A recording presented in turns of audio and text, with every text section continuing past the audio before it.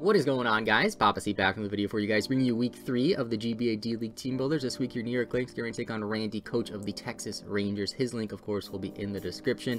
Today, very fun matchup, I have to say, because if you look at Randy's team, he made the first pick in the draft, took PaPaSea, and I think it's a really good team. It's definitely a team that I could see myself drafting just because PaPaSea, Hydreigon, Mega Caesar, very good Volt turning core. You have some pretty good defense as well. Meloetta is not a bad Pokemon by any means. I think it's a great Pokemon. A little bit underrated. Alolan Muck is a mon I really consider drafting. It's a Pokemon that I want to use in the future. Cloyster, I'm not the biggest fan of Cloyster, if I'm being honest, but I'm just not good using Cloyster, I guess. Jellicent is great. Celebi is fun, so definitely a fun team. And he is also 1-1 with a 0 differential, which is interesting. We are 0-2, unfortunately. Week 1, the Felstinger crit pretty much just did us in, and then week 2, I just didn't prep for Nihilego at all, basically, and Nihilego was the downfall. Got like 4 or 5 kills. Anyway, though, his full roster: PaPaSea, Hydreigon, Mega Caesar, Meloetta, Hawlucha, Nidoking, Muck, Rapidash, Cloyster, Celebi, and Jellicent.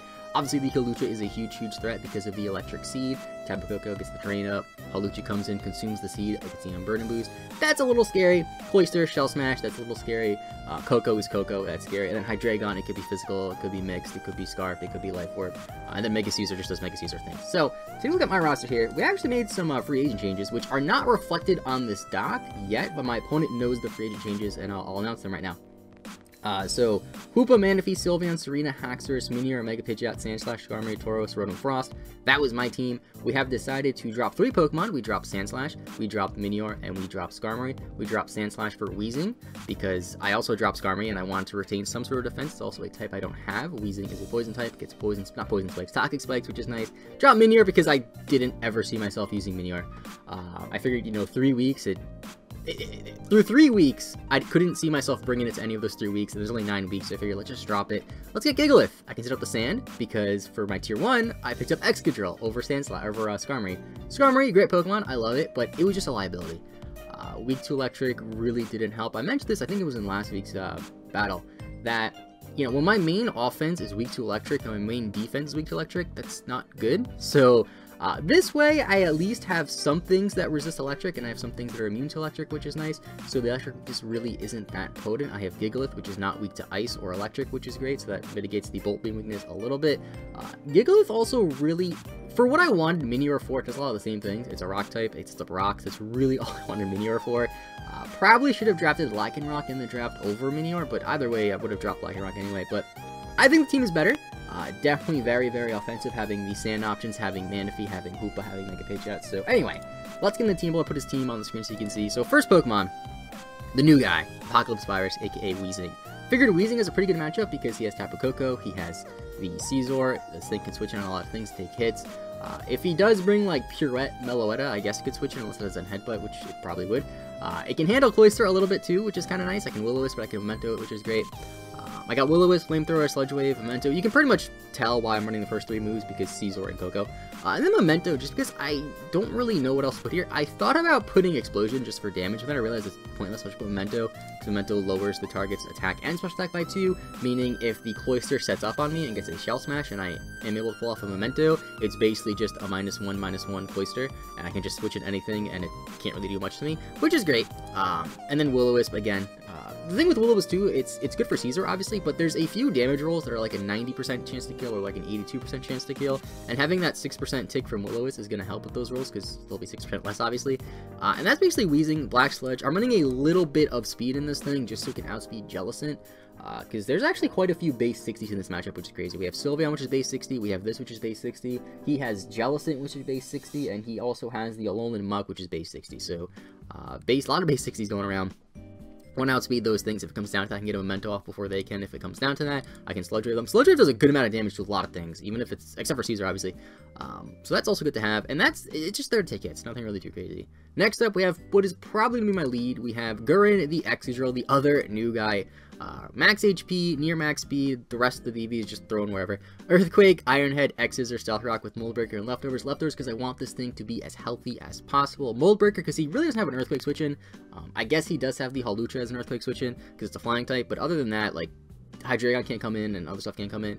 Earthquake, Iron Head for stab. Earthquake hits the PaPaSea, obviously. Iron Head it hits the, what does it hit hardest? I don't even know. Oh, it hits Cloyster hardest, though. That's why I have that. And then X Scissor for Celebi. It also hits the Hydreigon because it's a dark type, of course. And then Stealth Rocks because, again, similar to Weezing with the Will-O-Wisp, getting that chip damage is going to be really, really good because there's some other rolls that are like an 82% chance to kill or like a 75% chance to kill. Having Rocks up makes those 100%, which is great. This outspeeds Jolly, or Timid, I should say, because he's probably not Timid. Nidoking, this outspeeds pretty much everything that's not Meloetta on his team, unless Meloetta is modest. They don't outspeed the Meloetta, which is great. Next up, though, we got the Sylveon, aka Nui. Excuse me.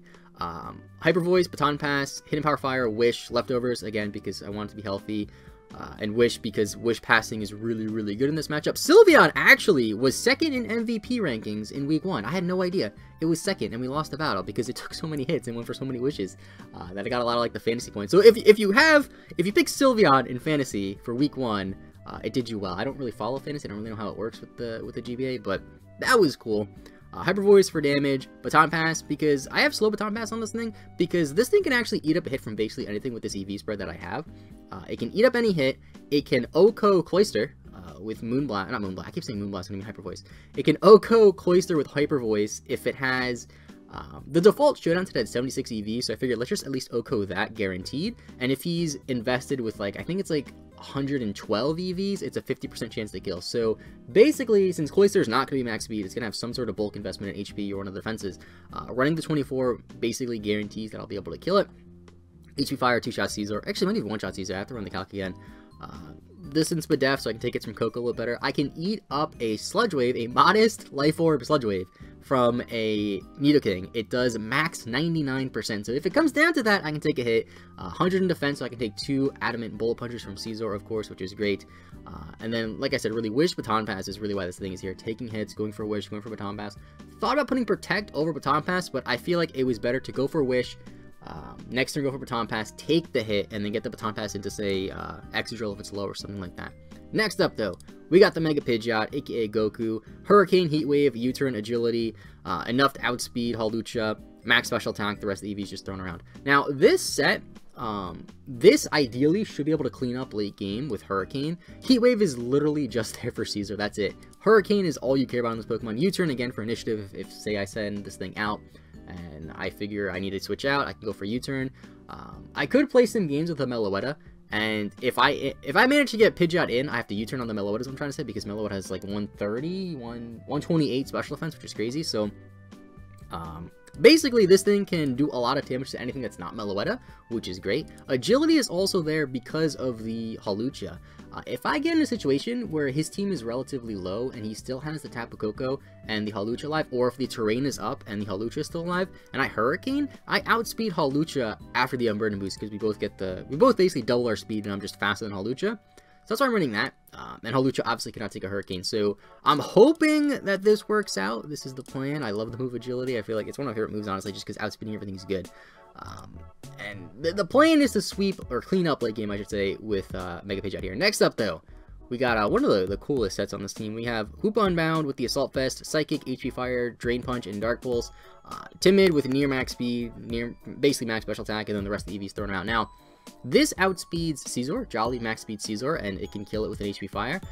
If he's Jolly max speed Caesar, I guarantee kill it with an HP Fire, assuming he doesn't have any bulk, of course. Even if he has some bulk, he has to run max speed, and I'm going to kill it.